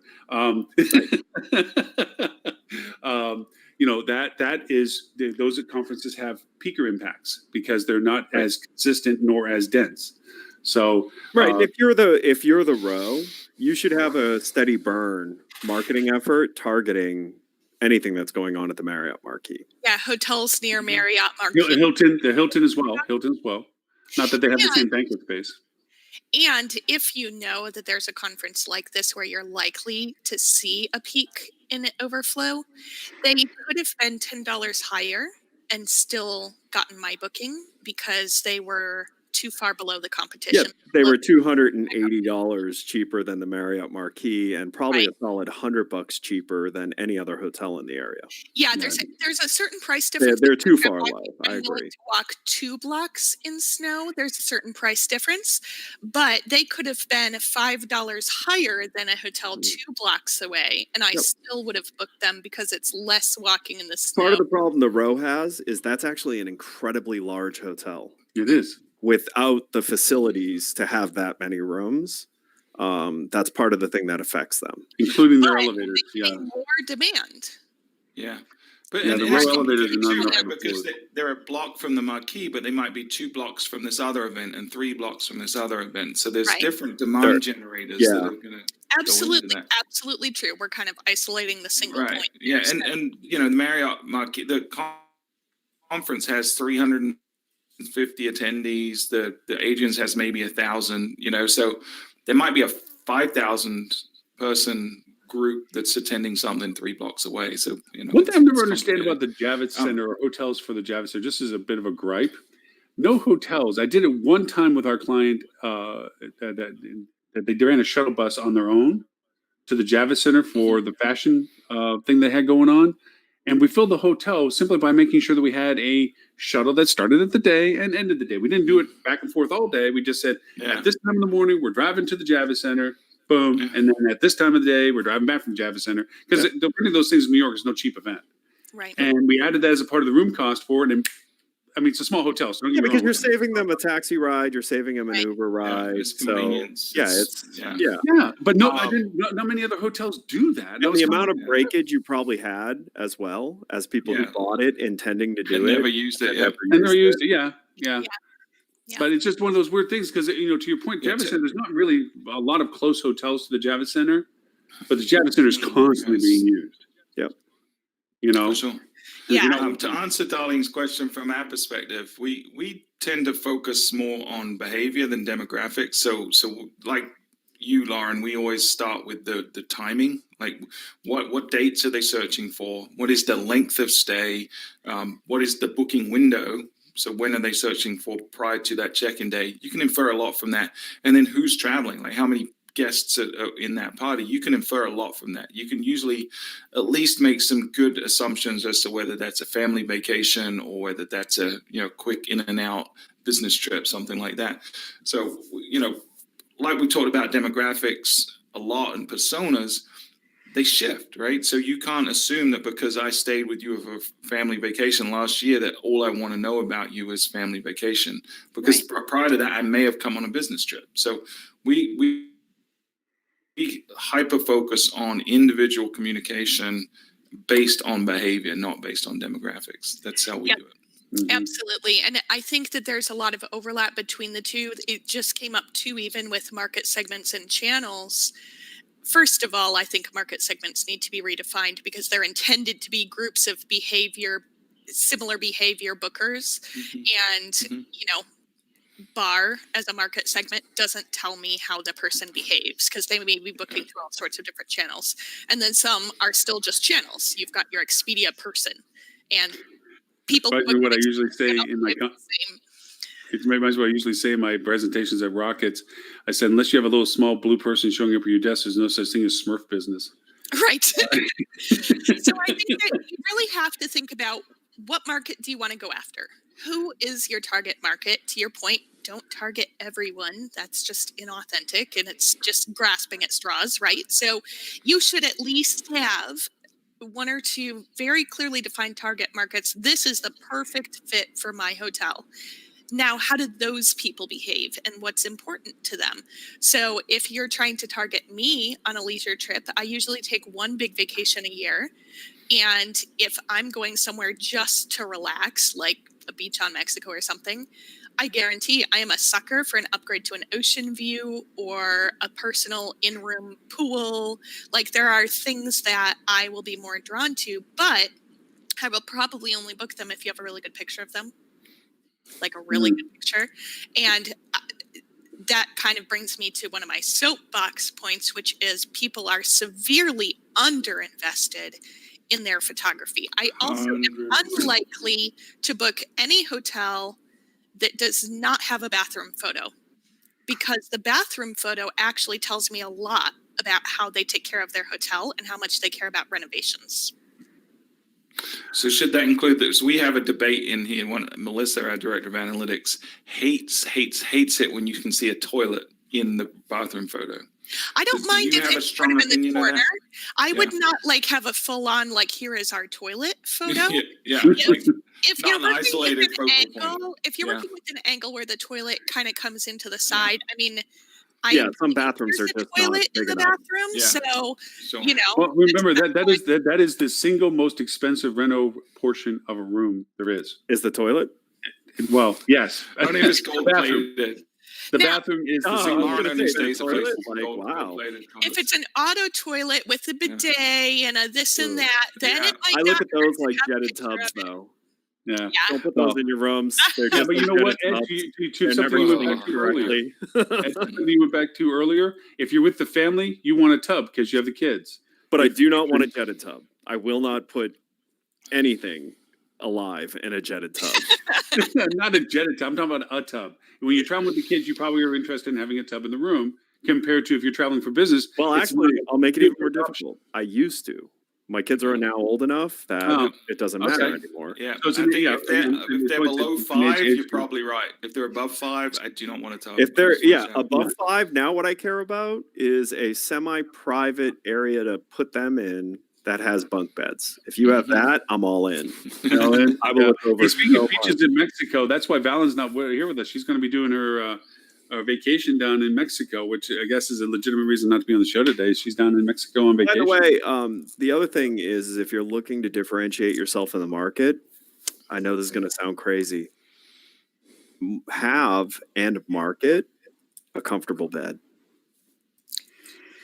Wait, we're still working on that. I always search one of my early searches in a market where I'm open to go to any hotel is like most comfortable bed. Hotel with the most comfortable bed. Because for some reason hotels have gotten away. You know, the funny thing about that is it's total spin, right? Because what's comfortable to you and to me, it's very subjective. Yeah, but see, if I owned a But hotel, I would that's have what marketing should do, I would is have persuasive. part of the hotel have a firmer mattress set and part have a softer No, mattress. you- Yeah, but how could you And I would book them? But then I would upsell. No, if so, If you end up in are the soft attribute mattress, selling. oh, we can move you into the firm mattress room for That's $25. Hey, maybe this new Attribute-based Hilton selling. brand will That's have what I was saying. airbeds in it. You can adjust. And I would do it. No, Radisson tried that with the sleep numbers. It was a huge failure because they all Yeah. broke. Yeah, Mhm. wonder that because then they show pictures of kids bouncing on the bed. You wonder how that lasted. Yeah. I want a comfortable bed. I do like the hotels that market options on Just pillows too, like where you can actually ask for different types of pillows. Because, let's not forget the main thing the person is doing. Yeah. They're sleeping. I'm sorry, Well- but how many people in this group do not like standard hotel pillows? I hate them. They start I like have this no big, and by opinion. the morning they're. I have no opinion, but my wife will not travel without taking her pillow. Pillow. Yeah. If I'm not flying, I do bring my woken up own. with a headache before because of the way that the pillows compress. Mhm. It's Mhm. crazy. It is in that sense. There are so many preferences, and yes, hotels that will begin to your point, Ed, be able to create those nuances of selectivities. I mean, yes, they've tried to do the down versus the foam, the non-allergenic, and all that stuff. But as the hotels get better at being able to identify the personalization of the travel request that they get put into a room that has a firm bed or a pillow or whatever have you, then yeah, that's good stuff. But oh man, there was something else going to point. You asked me about brands. I'm so connected to in a loft. And just as another little soapbox thing about this, why I say there's an Achilles heel to brands' strategy towards what Google is eventually cultivating is they are all very happy about their social media presence. They're ecstatic about how well they're doing their social media presence, when in fact it's an automated piece of nothingness that just grabs data from nowhere that's not relevant to the hotel, automatically posts it, and throws it out as something that the brand is doing. You mean vanity metrics? Huh? Vanity metrics. Yeah, pretty much. Look at this. We got this Yes. posted. Hey, I'm going to paraphrase Melissa. The second time I've mentioned on the show today. You cannot put impressions in the bank. You cannot That's put right. likes in the bank. You Can't cannot buy. put You can't shares pay in the bank. housekeeper with a like. Nope. No. And that's the thing that's so annoying with this, because ownership buys into that, oh, wow, look at all this stuff. What's going on here? Yeah. Well, did your number go up? There's clients, he says, look, he says, you do whatever you need to do. I'm only going to come to you and talk to you about how much money did it make us. That's all I'm out. That's my only question I come to you with is, okay, do all that stuff. Okay. I'll be doing my stuff. You do your stuff. And when I come and call you, it's because you're going to tell me how much more we did because of it. It's like, yep, we're good. So, Yep. Hey, I got about 5 more minutes. Do we want to hit a boop or a rut row? yeah, let's hit a boop and a rut row. We'll grab the boop first. Or do you want to end on a positive? Do you want to end on a let's positive? do, Or do you want to let's end on do a the negative? rut row. And Okay. then the boop. All right, There we'll you do the rut row. Since Robert's not here to We should mitigate our explain what a fate. boop and a rut row is. Okay, a Let's rut leave it to row the is imagination. Scooby Doo and rut row. And the boop, I don't know, where did he come up with That's the an boop? internet. It's an internet thing where you want to boop the animal on the nose. It's like It's a cute. dogs Oh. kissing noses. Yes. Okay. Well, Yeah. and that's a good thing. So this is the bad thing. Comfort Inn's boardroom suite, not what hotel guests expected. I really don't care about this article. So I don't either. Well, nothing to there's say. a couple of reasons. One, it's a Fox News article, so Okay. you know. I guess the bed in the room was in case they just wanted to relax while No, listening. what it was it was a regular room that they needed a conference room space, and so they put a big ass table in it. And it's not newsworthy to me. What's annoying, and what I take the rut row from this article isn't the article; it's the fact that people are making news out of a tweet. It's not newsworthy. That really frustrates me. How many articles that mainstream media now publish is so-and-so tweeted this, and it got so many comments and shares. I don't care. I don't care. Sorry. I have converted, for the record, large suites that had split off bedrooms, but we closed the bedroom portion of it off, Right. the door locked kind of Sure. thing, so that the suite aspect was in itself a place for them to meet. We had a larger meeting table. There was a living area. There's even a kitchen to it, that we put in the banquet, the food for them and so forth while they were having their meeting. But at least we had the courtesy of excluding, if we were going to sell that room for that kind of meeting function, excluding the bedroom function, so it wasn't sitting there or with a roll of toilet paper. But yes, this is just a news grab. Look at these stupid pictures of people that try to sell. It's something happened that has no bearing on my life, anyone watching this show's life, even really the guy that stayed in the room doesn't really have a bearing other than he's got an interesting anecdote now. Yes, this but is Stuart, not this newsworthy. is how the world works.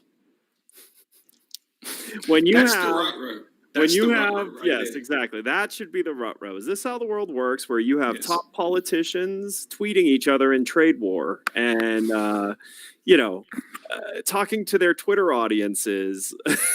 I mean, this is the world we live in. I I think just- the main thing just for me looking at that article was it kind of made it sound like he was looking for a boardroom suite in the title and got a bad result. In reality, it was the last room left and he needed a room, so who cares? Yeah, you got a huge bed. table to Yeah, play on. Yeah. Hey, he could have been stuck in the stable. Now, if the table had prevented him from getting to the bed or something, That would have or, been awesome. it had been a disgusting table, or there had been other people meeting at the table when he arrived in the room, like any of those things would have been a problem. Or if Goldilocks was sleeping in the bed because that's the one that was the most comfortable. Yeah. So, and let me be very clear. My ire isn't at the guy that stayed in the room. It isn't at the hotel for having this thing. Mine It's mine at is Robert for at including Robert this. for posting this, and for Fox News for posting this. This is not news. Stop it. Stop pretending things that don't matter are news. Do you think Robert Is it ran out of mildly rut entertaining? rows? Yes. Are you thinking that there was I would have nothing taken a bad to photo report of this it week and you and just I would have grabbed sent it? it to you guys. And But I'm mad to at post Robert it- for not putting a fun spin on his title for this. It could have been like finding comfort in the boardroom, not what people expected. That's funny. But the bigger rut row is the fact for the OTAs is that Google's going to devour them this year. That's Yes. a rut row right there. I don't know if it'll be this year. And oh, by the way, the good news is none of them will go out of business because nothing dies in No, hospitality. they'll pivot. And in fact, one of the other articles is showing exactly how they're going to pivot. They're going to try to get deeper into the value chain. Yep. They're going to try to get more into the experience. And what happened this week? Booking Holdings launches their brand new app. Yep. Which is all about the experience. All right, now let's end on a high note with the boop. 18 hotels made famous by films. Now, I have a problem with this article. They Who's call out missing? they call out the Bellagio. However, they don't call out the hotel that most of the room shots are shot in, which is the Planet Hollywood, which has the best view over the Bellagio. So I can name multiple movies that suite from Planet Hollywood. 21. They were saying it was the Hard Rock Hotel, but we all know that the Hard Rock Hotel does not have a view of the Bellagio fountains. It was actually Planet Hollywood's suite that they shot in that. But did they get any credit for it? And did they become famous? Because They should be famous for it because they are the least named hotel. What they are in now, Lily. movies. They are now because Ed said it. I'm trying Right. to Everyone Exactly. listens to the trying show. to help them. Trying to help them. Yeah. I think the article only included hotels that actually became famous. Okay. Post the movie. Well, yeah, but you also had to check the movies too, because I wanted to make sure they were accurately including the right movies on it. Represented, yes. You know, the Plaza, it's Home Alone, Lost in New York. No other movie matters. That is the movie that made the Plaza famous. I gotta say though, from all the times I've been out to California, the Hilton in Beverly Hills was the least impressive hotel from where it was located for what I thought it was going to be. I mean, I've been to a few of these hotels and definitely have seen most of them. Hotel del Coronado, of course, is just awesome, but old. But that was the one hotel I'm looking at going, man, this just looks like a building and a bunch of other buildings. There was nothing really. But that's there. a lot of California. It has such this amazing history and so forth. I'm like, wow, you know.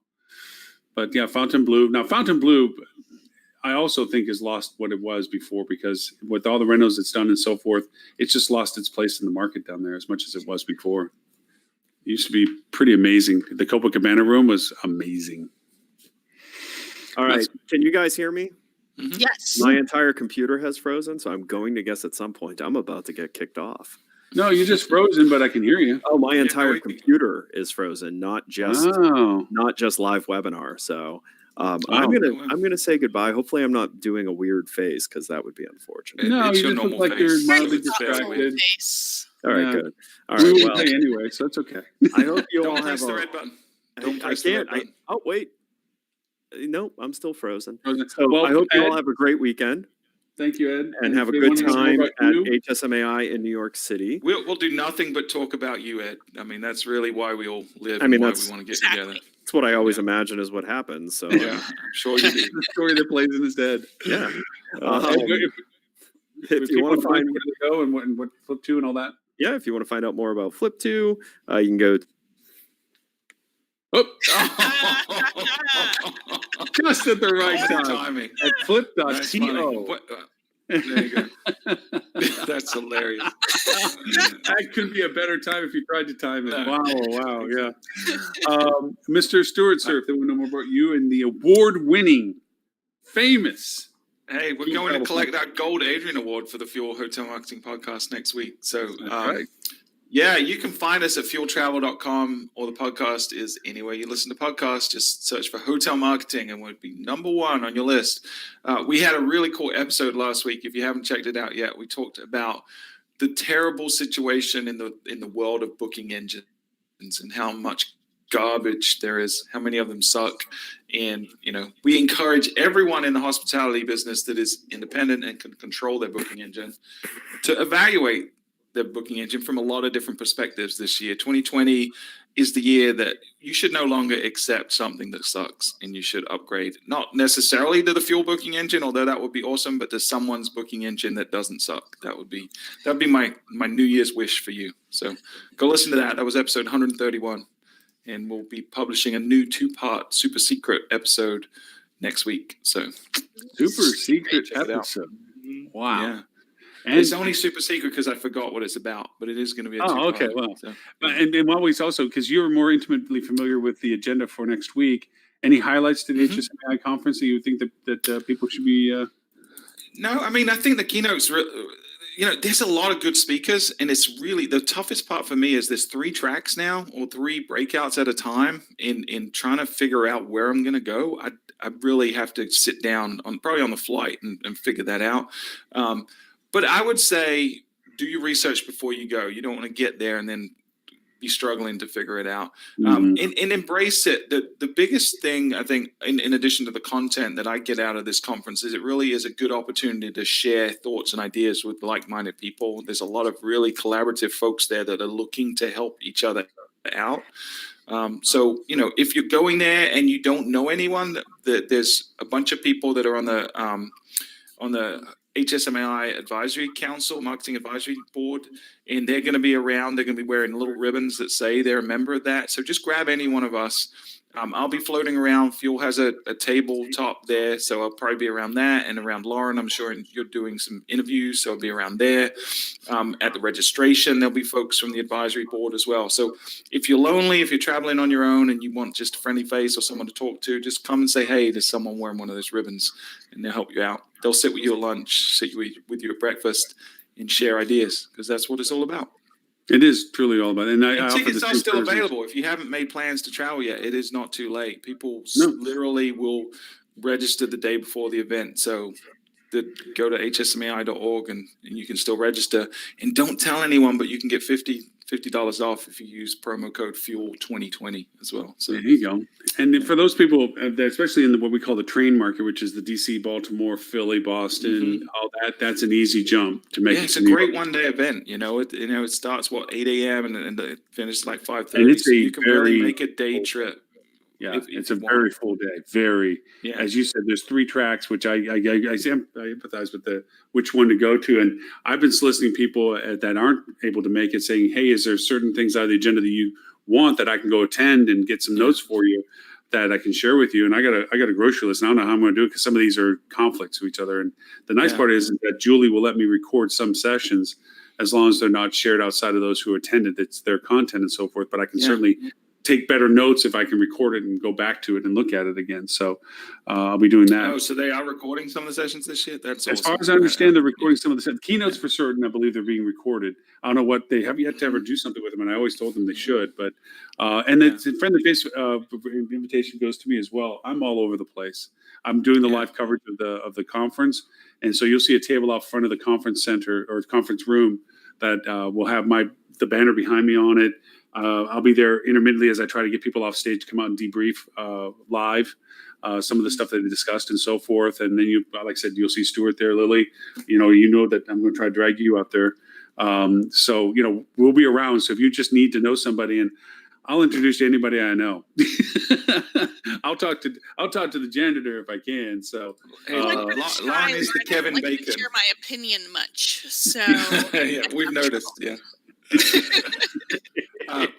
Lauren is the Kevin Bacon of the hospitality business or industry. He knows literally everyone. He can connect. I don't know. It's a strange how some people go, "Oh yeah, I remember that." Anyway, with that, Miss Lily, you have a new venture that just started. A semi-new venture, and a little bit about it. So quickly, what about that? But also, of course, your main business. What's been going on?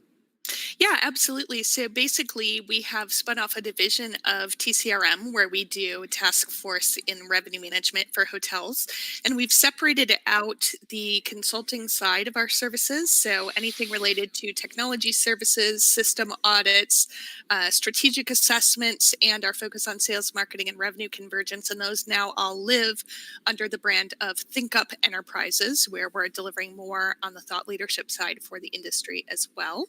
So those are kind of our main focuses, is the sales, marketing, and revenue convergence, and improving on the profitability side instead of just strictly revenue management. So it's always been important to TCRM, but honestly, our task force has become so popular that it was sort of overshadowing some of our other services, and we really wanted to give them some key focused attention.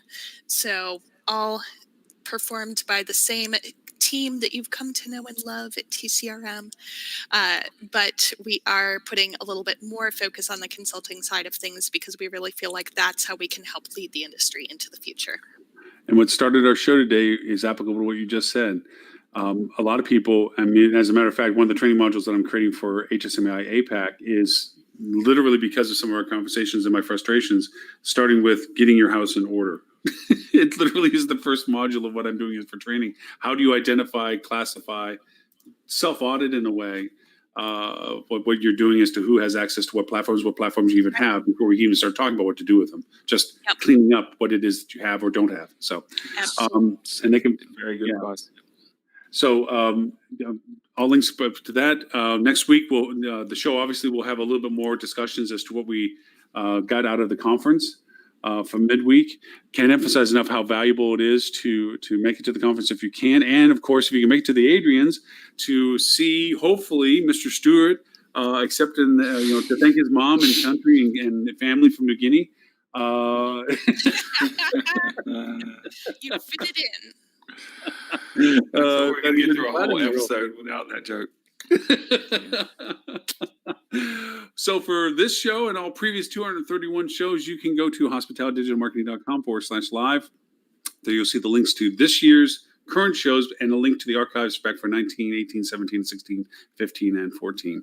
So you can go back to see when Peter had hair and Ed was good looking. Really? Yeah, I looked back at one of the earlier episodes. First off, Robert had salt and pepper hair, not just silver hair, and Tim still had his hair, and Ed was dressing up for the show or something, but he was definitely looking like more dapper than he is now. Yeah. So I was like, I'm kind of wondering how long it's going to take for you all to give me completely silver hair now that I've been. It'll happen fast, I'm sure. We'll definitely stress you out on some stuff. But thank you, as always, for making the show. Thank you, everyone, for all the platforms if they joined us for those. If you want to join next week's show, you can sign up now at bit.ly/HDM show 232 will be next week's. Or 233. 233. Got to keep track of the numbers. All right. Thank you, everyone, and we will talk to everyone next week. Bye, guys. Bye.